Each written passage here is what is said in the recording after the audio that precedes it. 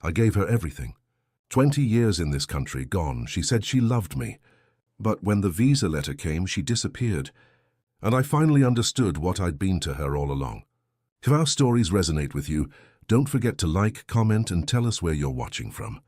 This story was shared with us by one of our viewers. I woke up that Tuesday morning, the same way I'd woken up for the past 3 years. Sirikit was already in the kitchen making coffee.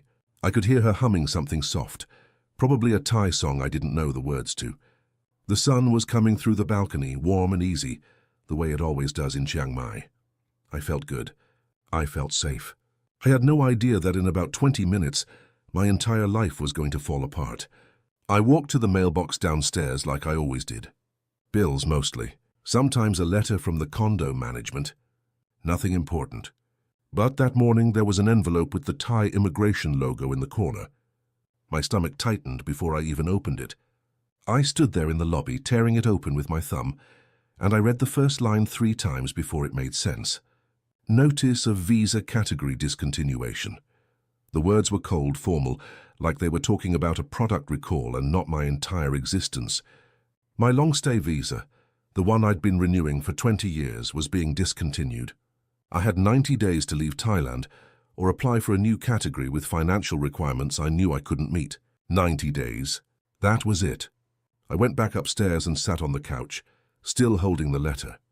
My hands were shaking. I read it again and again. Sirikit came over and asked what was wrong. I showed her the letter. She took it from my hands, her eyes scanning the page slowly. "What does it mean?" she asked, her voice quiet. I tried to keep my voice steady. "It means I have to leave, unless we can figure something out. Maybe marriage, maybe a different visa category." She looked at me for a long moment, then handed the letter back. "I need to think," she said, just like that. No emotion, no reassurance. She went back to the kitchen, and I sat there staring at the letter, and for the first time in years I felt the ground beneath me crack. I tried calling the immigration office that afternoon. The woman on the phone was polite but firm. "New regulations," she said. "Many people affected. Government policy change, Basi."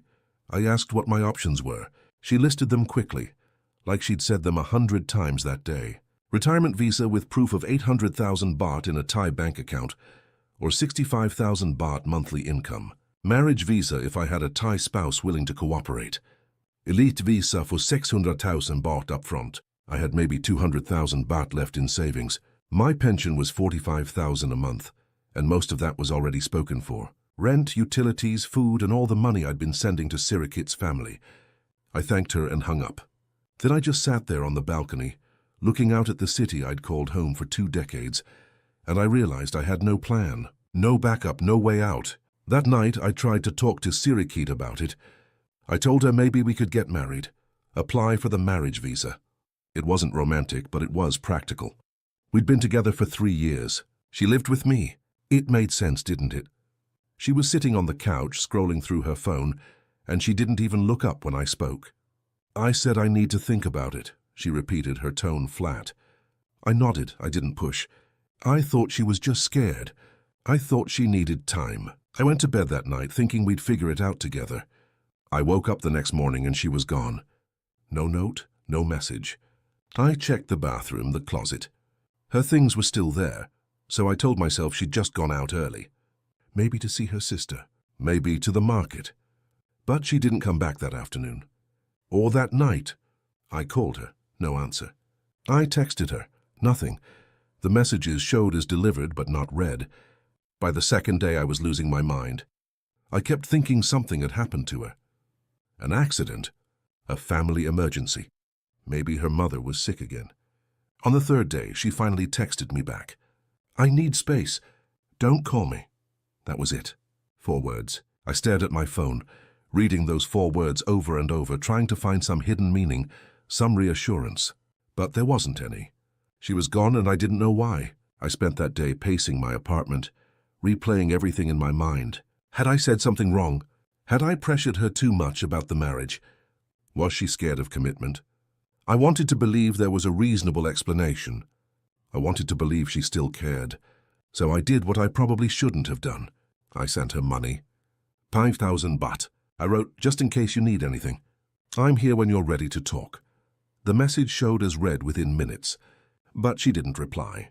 That silence, that deliberate silence, told me everything I needed to know, but I wasn't ready to hear it yet. I didn't know what else to do, so I went to see Graham. He's a British bloke, early 70s, been in Chiang Mai for 15 years. We'd drink together sometimes at this little bar near his place, talk about football, complain about the heat, normal expat stuff. He lived in a small house near the old city, the kind of place that felt like it had been there forever, with plants growing wild in the front yard and a wooden porch that creaked when you walked on it.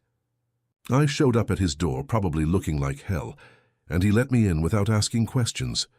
We sat on his porch with a couple of beers, and I told him everything.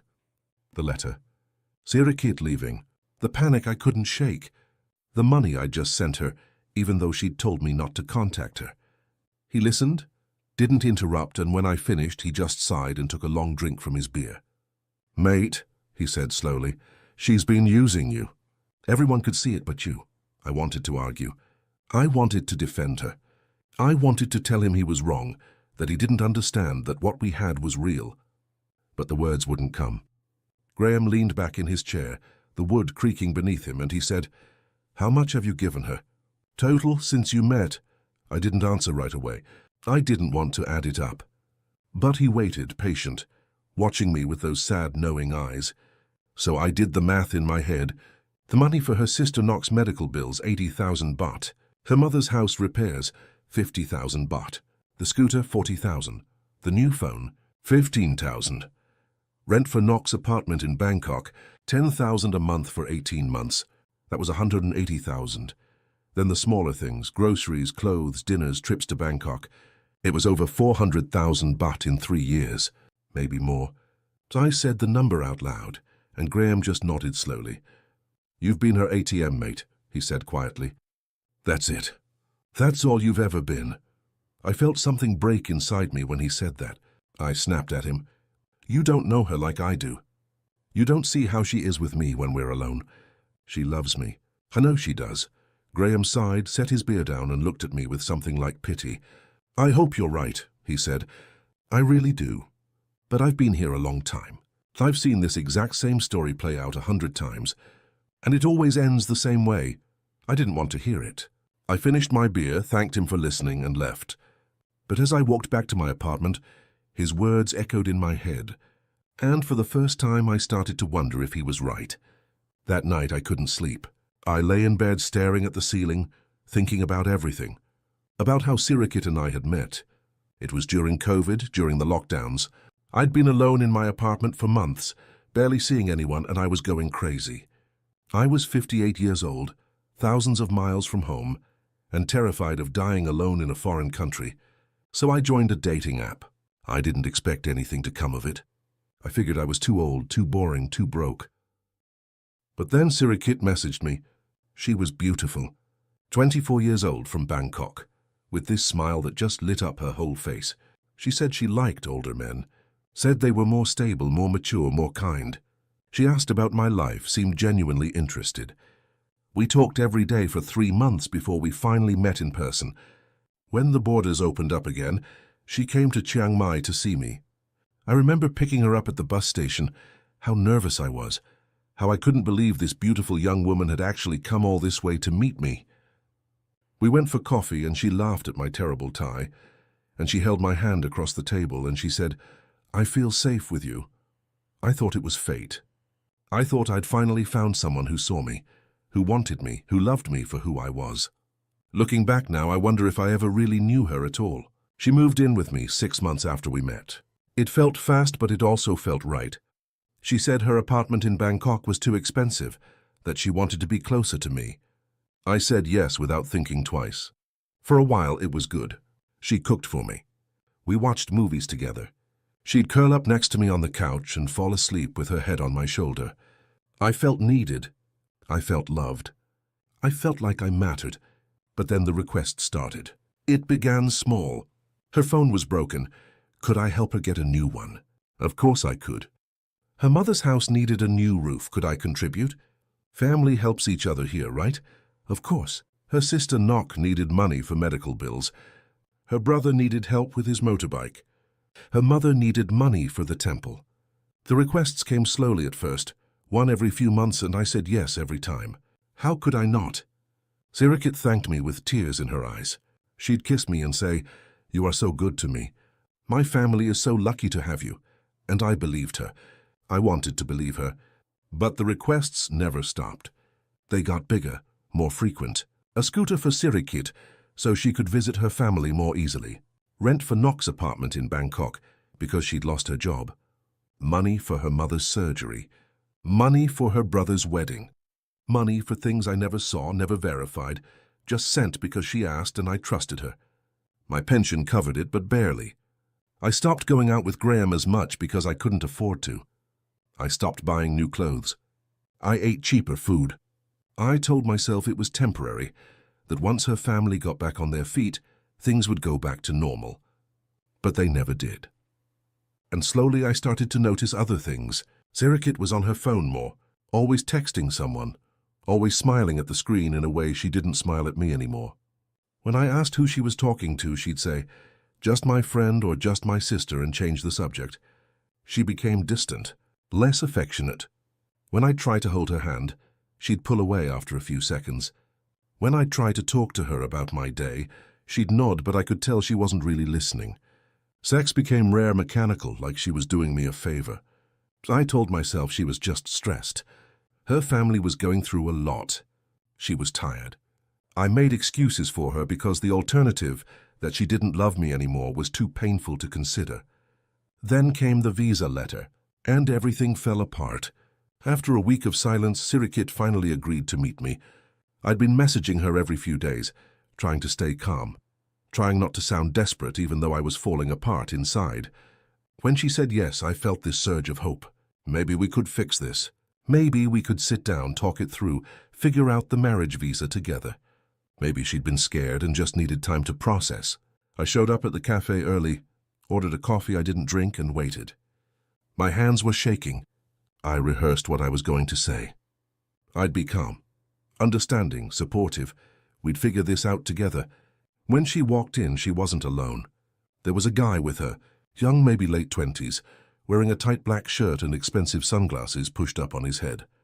He had that confident walk, that easy swagger of someone who'd never doubted himself for a second in his life. Sirikit saw me and waved, smiling like nothing was wrong. They sat down across from me and she said, "Wayne, this is Chai, my cousin," but the way he looked at her, the way his hand rested on the back of her chair, the way she leaned toward him when she laughed, none of it felt like cousins. I felt uneasy immediately, but I tried to ignore it. I started talking about the visa. I explained the situation, the timeline, the marriage option. "If we get married, I can apply for the marriage visa," I said. "It would solve everything. We could stay together."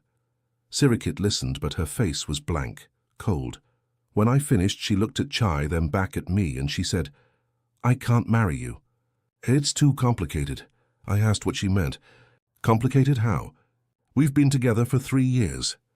You live with me. How is it complicated?" Cha smirked. Actually smirked.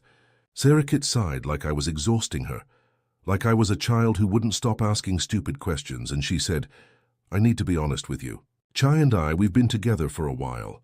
I thought you knew." The words hit me like a truck. I just sat there frozen, trying to process what she'd just said. "Together?" I repeated. "What do you mean together?" She looked at me like I was dense. "Together. Like boyfriend and girlfriend.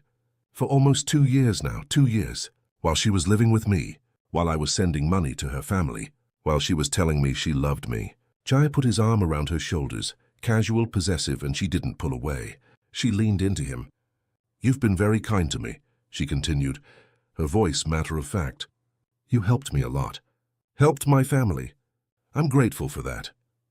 But I can't stay with you forever. I have my own life. I'm young. I want to be with someone my own age. You understand, right?" She said it like it was the most reasonable thing in the world, like I should just accept it and move on. Chai was grinning now, not even trying to hide it. I wanted to scream. I wanted to flip the table.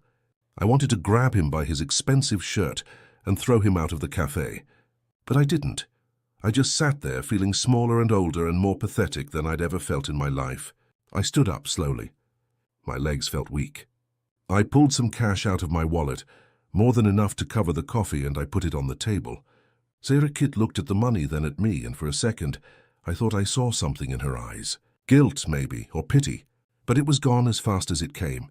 "Take care of yourself, Wayne," she said softly. I didn't respond. I just walked out. I didn't look back. I couldn't. I walked through the city for hours. I didn't know where I was going. I just walked. People passed me on the street, laughing, talking, living their lives, and I felt like a ghost. Like I wasn't really there. I thought about the money. All that money I'd sent her family. For medical bills and house repairs and rent and phones and scooters. How much of it had been real? How much of it had been lies? Had her sister really been sick? Had her mother really needed surgery? Or had it all been a story, a performance, designed to keep me giving and giving and giving, until there was nothing left? I thought about the nights she'd held me, told me she loved me, made me feel like I mattered. Had any of it been real? Or had she just been playing a part, saying what she needed to say to keep the money coming? I wanted to hate her. I wanted to be angry, but mostly I just felt empty, used, foolish, like I'd been the punchline to a joke everyone else had understood from the beginning. When I finally made it back to my apartment, it was dark. I sat on the balcony and looked out at the city. The lights were beautiful, like always. The air was warm. Everything looked the same as it always had. But I felt like I was seeing it for the first time, or maybe the last time. I thought about the life I'd built here, the mornings at the coffee shop, the nights at the market, the temple where I'd go to sit and think, the friends I'd made, the routines I'd established, the sense of home I'd created. All of it was about to end, and there was nothing I could do to stop it. The next week I went to see a lawyer. I'd found his name online, Mr. Prakash, an Indian Thai guy who specialized in visa issues. His office was in a building near the old city, small but professional, with framed certificates on the walls and stacks of documents on the desk. He greeted me with a firm handshake and a kind smile. "Please sit," he said, gesturing to a chair. "Tell me your situation." I liked him immediately. He had this calm, gentle way of speaking that made me feel like maybe, just maybe, there was hope. I told him everything. The visa letter, the financial requirements I couldn't meet, the girlfriend who'd turned out to be a lie, the 90 days I had left. He listened without interrupting, taking notes on a yellow legal pad, nodding occasionally. When I finished, he set down his pen and folded his hands on the desk. "Let me be honest with you," he said. "I've seen many cases like yours. The new visa requirements are very strict. Marriage visa is out, obviously, since you don't have a willing spouse. Retirement visa requires 800,000 baht in a Thai bank account, which you don't have. Elite visa costs 600,000 baht up front. Volunteer visa is temporary, unreliable, and difficult to maintain long-term. Education visa is, forgive me, not realistic at your age." He paused, looking at me with genuine sympathy. "Your best option, realistically, is to return to Australia and reapply later. But I must be honest with you. At 60 years old, with your current financial situation, the chances of getting approved for re-entry are very low. Thailand is tightening visa restrictions across the board. They want wealthy retirees, not pensioners. So I'm sorry." I sat there, staring at a piece of paper he'd slid across the desk. It had numbers on it, costs, requirements, deadlines. None of it made sense because none of it was possible. I had maybe 50,000 baht left, after everything I'd given to Sarah-Kit. A one-way ticket to Brisbane would cost at least 25,000. I'd arrive in Australia with maybe 25,000 baht in my pocket, which was about 1,000 Australian dollars. No home, no job, no prospects. I was 60 years old. Who was going to hire me? Where was I going to live? I thought about calling my ex-wife, Linda. We hadn't spoken in over 15 years. The divorce had been ugly, full of blame and resentment. I'd left Australia to escape that failure, to start over somewhere I could forget about the man I'd been. But now I was going back and I'd be that man again. Older, broker, more pathetic. I couldn't call Linda. I was too ashamed. Mr. Prakash said gently, "I'm sorry. I wish I had better news. Sometimes there's just no way forward." I nodded. I'd heard that before. Back in Rockhampton, when the cattle business dried up, when Linda told me she wanted a divorce. I'd heard it then and I was hearing it now. I left his office and walked back to my apartment in a daze. The city felt different now. Foreign, like I was seeing it through glass, separate from everything around me. I'd lived here for 20 years. I knew every street, every corner, every shortcut, but now it felt like someone else's home. Not mine, never mine, just a place I'd been allowed to stay for a while, and now my time was up. The next few weeks were strange. I wasn't sad exactly. I was numb. I went through the motions of packing, sorting through 20 years of accumulated life, deciding what to keep and what to leave behind. Most of it I left. What was I going to do with it in Australia? I didn't even have a place to stay there. I thought about my old life in Rockhampton, the cattle property that had failed, the marriage that had fallen apart, the friends I'd lost touch with, the shame that had driven me here in the first place. I'd thought Thailand was my second chance, my opportunity to reinvent myself, to become someone new. But maybe I'd just been hiding. I spent my last few days walking through the city, saying goodbye to places that had mattered. I went to my favorite coffee shop one more time. The owner, an older Thai woman who'd always remembered my order, asked if I was going on holiday. I told her I was leaving for good. She looked sad, surprised. "You've been coming here so long," she said. "I'll miss you." I thanked her, paid for my coffee, and left before I got emotional.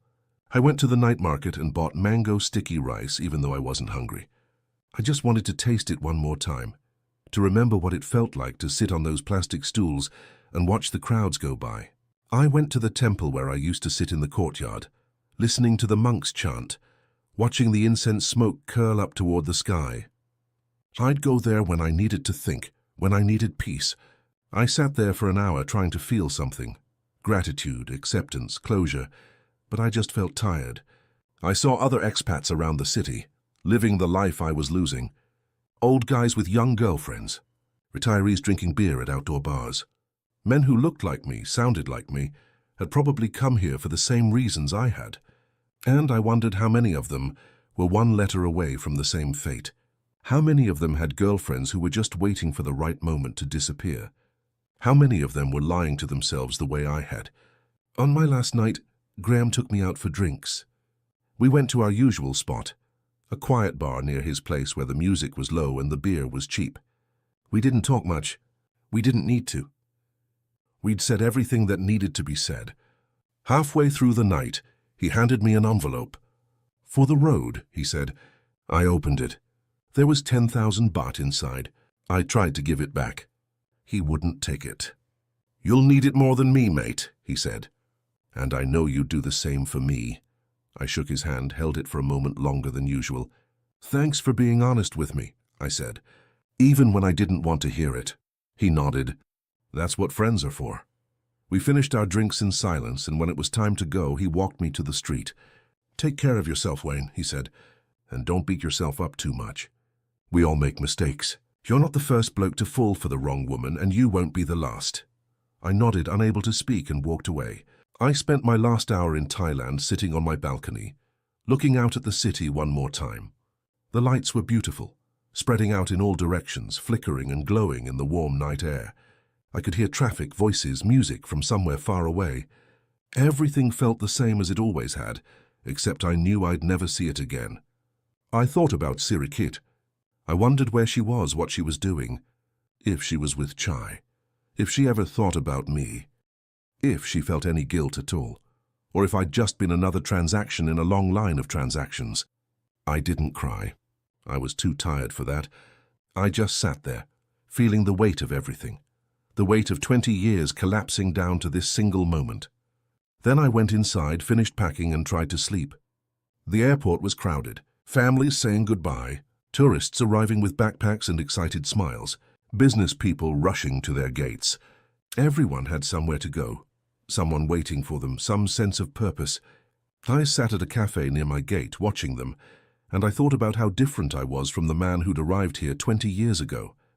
That man had been full of hope, convinced he was starting over, convinced he could leave his failures behind and become someone new. This man was just tired, empty, defeated. I boarded the plane, found my seat by the window, and stared out as we taxied down the runway. When we took off, I watched Thailand disappear below the clouds. the city lights fading into darkness, and I thought about Sirikit one last time. I don't hate her. I wish I did. It would be easier. Hate is clean, simple, something you can hold on to. But the truth is, I understand. She did what she had to do to survive. She saw an opportunity and she took it. She was practical, smart even, and I did what I had to do to feel alive, even if it was based on a lie. She never promised me forever. She never said she loved me, not really. I just chose to believe she did, and that's on me, nobody else. The flight to Brisbane was long. 12 hours of sitting in a cramped seat, staring at the back of the seat in front of me, thinking about everything I'd lost. I slept for maybe an hour. The rest of the time I just sat there, numb, waiting for it to be over. When we finally landed, I went through customs, collected my 2 suitcases, and walked out into the arrivals hall. It was early morning, cold, grey. Everything looked tired and old. I took a bus to the edge of the city and checked into a cheap motel. The room was small, damp, and smelled like cigarettes and mildew. I dropped my bags on the floor and sat on the bed, staring at the wall. I didn't know what came next. I didn't have a plan. I'd spent the last 20 years running from my old life, and now I was back where I started, with nothing to show for it but regret and a half-empty bank account. I thought about calling someone, anyone, just to hear a familiar voice. But I didn't know who to call. Graham was in Thailand. Linda wouldn't want to hear from me. My old mates from Rockhampton had probably moved on, forgotten about me. I was alone. Completely, utterly alone. The first few weeks were hard. I applied for jobs online, warehouse work, security, anything that didn't require qualifications I didn't have. But no one wants to hire a 60-year-old man with a 20-year gap in his resume and no local references. I went to interviews and saw the look in their eyes when they realized how old I was. Polite rejections. We'll be in touch. They never were. I stayed in that motel, counting my money, trying to make it last. I ate cheap food, instant noodles and bread, the kind of stuff I hadn't eaten since I was young and broke. I thought about Thailand every day. I thought about the mornings at the coffee shop, the warmth of the sun on the balcony, the night market, the temple. I thought about Sirikit, the way she used to smile at me when I came home, the way she'd kiss my cheek and say, "How was your day?" Even if she didn't really care about the answer. I missed the lie. I missed the illusion of being loved. But slowly something started to shift. I stopped thinking about what I'd lost and started thinking about what I'd learned. I'd spent 20 years running from myself, convinced that if I could just get far enough away, I'd be happy. I thought a new country, a new life, a new woman would fix whatever was broken inside me. But happiness doesn't work like that. You can't outrun your loneliness. You can't buy love. You can't fix yourself by fixing someone else. I know that now. I wish I'd known it sooner. I wish I'd learned it some other way. But I didn't. I don't blame Sirikit. I don't even blame myself, not really. We both made choices. She chose to use me. I chose to let her. She needed money, security, a way out of whatever life she was living in Bangkok. I needed to feel needed, to feel wanted, to feel like I mattered to someone. We gave each other what we needed for a while. It wasn't love. It was never love, but it was something. And for 3 years that something was enough. I've been back in Australia for 6 months now. I finally found a job, loading trucks at a warehouse on the outskirts of Brisbane. It's hard work, harder than anything I've done in years, and my back aches every night when I get home. But it pays the bills.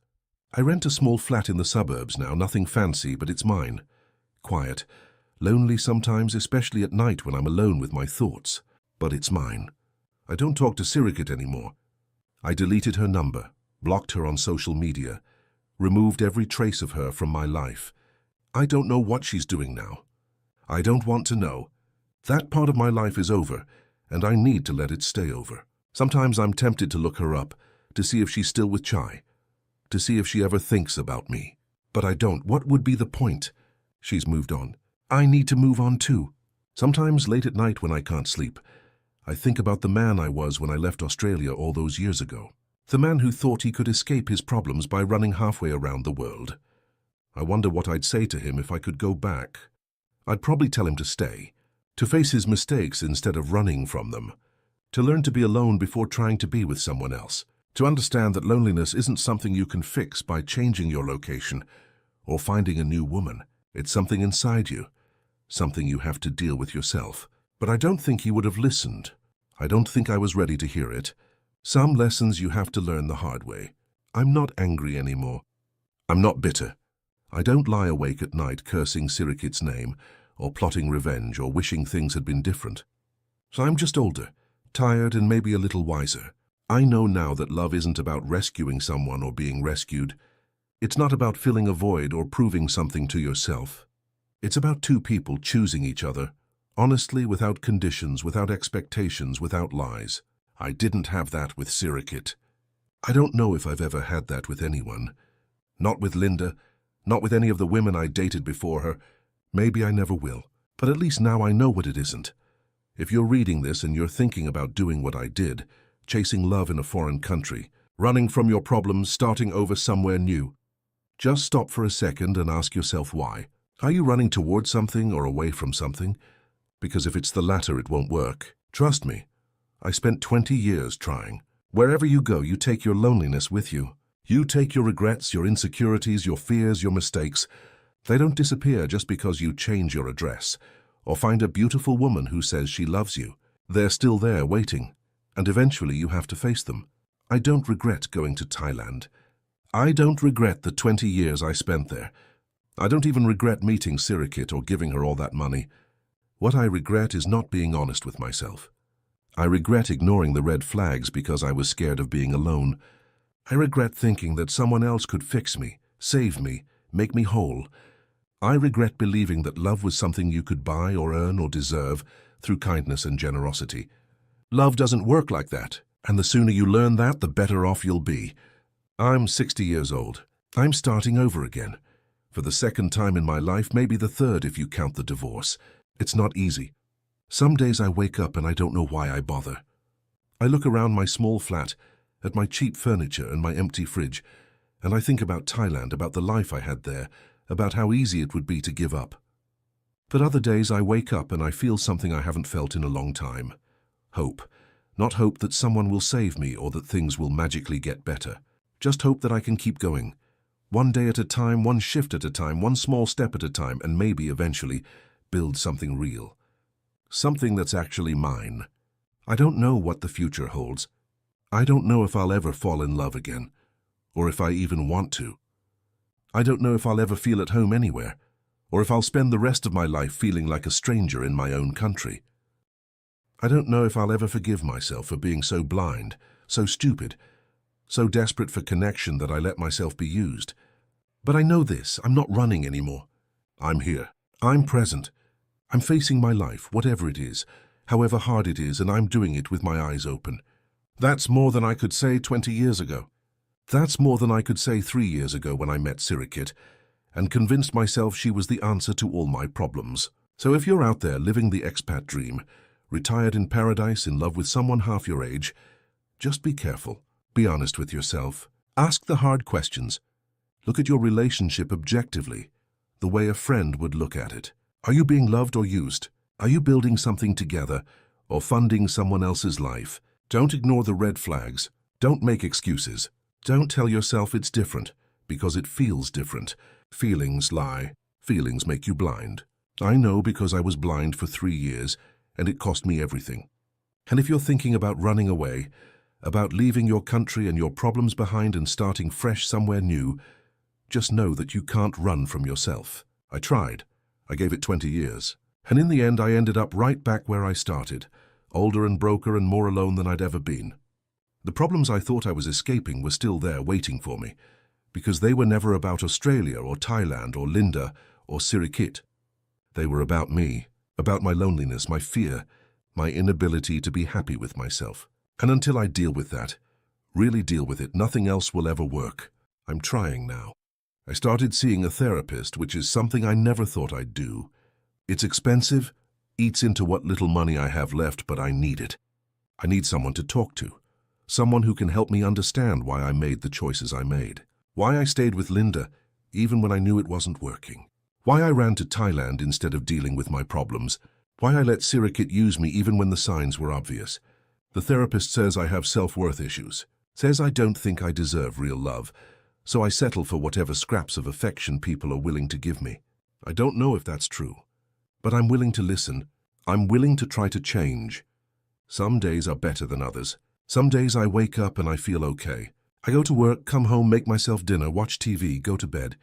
Normal things, simple things, and I feel almost content. Other days I wake up and the weight of everything crushes me. I think about the money I wasted, the years I lost, the life I could have had if I'd made different choices. Those days are hard. I call in sick to work and I just lie in bed, staring at the ceiling, wishing I could go back and do it all differently. But I can't, none of us can. All we can do is move forward, learn from our mistakes, try to be better, try to be smarter, try to love ourselves enough that we don't need someone else to make us feel whole. That's what I'm working on now. Learning to be alone without being lonely, learning to find peace in my own company, learning that I don't need a woman or a foreign country or a fresh start to be happy. I just need to accept who I am, where I am, and make the best of it. I still think about Thailand sometimes. When the Australian winter gets cold and grey, I remember the warmth, the sun, the smell of street food and incense and rain on hot pavement. I remember the freedom of living somewhere where no one knew my history, where I could be anyone I wanted to be. I miss that. I miss the simplicity of it, but I don't miss the lie. I don't miss pretending that Sirikit loved me when I knew deep down that she didn't. I don't miss lying to myself. A few months ago I got a message from her. I don't know how she got my new number. Maybe she asked Graham. Maybe she had it saved somewhere I didn't think to block. The message was short. Hi Wayne, how are you? I hope you are doing well. I think about you sometimes. Take care, that was it. No apology. No explanation, just a casual message like we were old friends catching up. I stared at it for a long time, my thumb hovering over the reply button. Part of me wanted to respond, wanted to ask her why. Why she lied, why she used me, if any of it had been real. But I didn't. I deleted the message and blocked the number. Because what would be the point? She'd just lie again. Tell me what I wanted to hear, and I'd want to believe her because that's what I do. But I can't afford to believe her anymore. I can't afford to believe anyone who tells me what I want to hear instead of what I need to hear. I've started going to a local community center on weekends. They have a group for older men, guys who've been through divorces, lost their jobs, struggled with depression and loneliness. We sit in a circle and talk. Some of the guys have stories worse than mine. Some have it better. But we all understand each other. We all know what it's like to feel like you've failed, like you've wasted your life, like it's too late to start over. And we help each other see that it's not too late, that we're still here, that we still have time to get it right. There's this one guy, Ron, who's 72. His wife left him 30 years ago. He spent 2 decades drinking himself to death, lost everything, ended up homeless for a while. But he got sober 10 years ago, got himself together, and now he volunteers at a homeless shelter and mentors younger guys who are going through what he went through. He's the happiest person I've ever met. Not because his life is perfect. It's not. He lives in a tiny apartment and survives on a pension, but he's at peace. He's forgiven himself. He's moved on. And when I listen to him talk, I think maybe I can do that too. Maybe I can forgive myself for being stupid, for being lonely, for wanting so desperately to be loved that I let myself be used. Maybe I can move on. I'm not there yet. Some days I still feel angry. Angry at Sirikit for lying. Angry at myself for believing her. Angry at the Thai government for changing the visa rules and forcing me out. Angry at Linda for giving up on our marriage. Angry at life for being so hard, so unfair, so full of disappointment. But the anger is fading, slowly. It's being replaced by something else. Acceptance, maybe, or resignation. I'm not sure what to call it, but it feels like letting go. Like releasing a weight I've been carrying for so long I forgot it was even there. I've been thinking a lot about what I want for the rest of my life. I'm 60 years old. If I'm lucky, I've got maybe 20 more years. Maybe 30? What do I want to do with that time? I don't want to spend it alone, bitter, dwelling on the past. I don't want to spend it chasing women who don't love me, or running to foreign countries to escape myself. I want to spend it doing something meaningful. Helping people, maybe. Giving back. making up for the years I wasted thinking only about myself. I've started volunteering at a local food bank. It's not much, just a few hours a week, but it feels good. It feels like I'm doing something that matters. The people there are kind. They don't judge me. They don't care about my past or my mistakes. They just appreciate the help. And when I'm there packing boxes of food, handing them to families who need them, I feel useful. I feel needed in a real way, not the fake way Sirikit made me feel needed. It's a small thing, but it's something. I've also started writing, not for anyone else, just for me. I write about my life, my mistakes, the lessons I've learned. I write about Thailand and Sirikit and the 20 years I spent running from myself. I write about Linda and the marriage I destroyed. I write about Rockhampton and the cattle business that failed. I write about all of it, all the pain and regret and shame, and somehow putting it on paper makes it easier to carry. Like I'm transferring the weight from my heart to the page. My therapist says it's good for me, says it's a way of processing everything I've been through. I don't know if that's true, but I like doing it. It makes me feel like my story matters, even if no one else ever reads it. I think about Graham sometimes. I wonder how he's doing. If he's still in Chiang Mai, still drinking beer on his porch, still watching expats make the same mistakes he's seen 100 times before. I should email him. Thank him for being honest with me, for being a real friend when I needed one. Maybe I will. Maybe I'll tell him I'm doing okay. Not great, but okay. And that's enough for now. I think about Sirikit too, though less and less as time goes on. I wonder if she's happy, if she's still with Chai, if she thinks about me at all, or if I was just a footnote in her life, a convenient source of income that dried up when the visa situation changed. I hope she's happy. I really do. Not because I forgive her. I'm not sure I do, but because holding on to anger and resentment only hurts me. It doesn't hurt her. She's moved on. She probably moved on the day I left. And I need to do the same. The truth is, I don't know if I'll ever fully recover from this. The betrayal, the loss, the shame of realizing I was used. But I'm trying. I'm showing up to work every day. I'm going to therapy. I'm volunteering. I'm writing. I'm putting one foot in front of the other and hoping that eventually it gets easier. And some days it does. Some days I go hours without thinking about Thailand or Sirikit or everything I lost. And on those days, I feel something close to peace. I've learned that you can't control other people. You can't make someone love you. You can't buy loyalty or trust or genuine affection. All you can control is yourself, your choices, your reactions, how you treat people, and how you let them treat you. I let Sirikit use me because I was desperate, because I was lonely, because I thought being with someone, anyone, was better than being alone. But I was wrong. Being alone is better than being with someone who doesn't value you. Being alone is better than living a lie. I've also learned that starting over is possible, even when you think it's too late. I'm 60 years old, living in a cheap flat, working a manual labor job, barely scraping by. But I'm still here. I'm still breathing. I still have time to build something real, something that's actually mine. It won't be the life I imagined when I left Australia 20 years ago.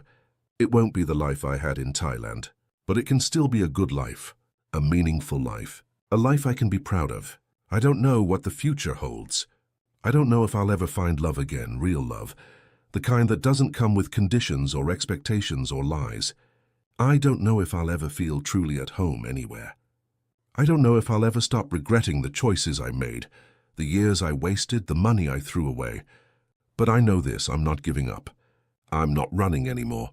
I'm standing still, facing my life, accepting my mistakes and trying to do better.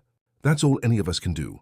So if you're reading this, if you're in a situation like mine, if you're being used or lied to or taken advantage of, please listen to that voice in your head that's telling you something's wrong. Don't ignore it. Don't make excuses. Don't convince yourself it's different, because you want it to be different. Love yourself enough to walk away. Love yourself enough to demand honesty and respect and genuine affection. You deserve that, we all do. And if you've already made the mistakes I made, if you've already been used and betrayed and left with nothing, know that it's not over. Your story isn't finished. You can still rebuild. You can still find peace. You can still have a life that matters. It won't be easy. God knows it's not easy. But it's possible. I'm living proof of that. I'm 60 years old. I'm broke. I'm alone. I'm working a job I'm too old for in a country I thought I'd left behind forever. But I'm still here. I'm still fighting. I'm still hoping. And maybe, just maybe, that's enough.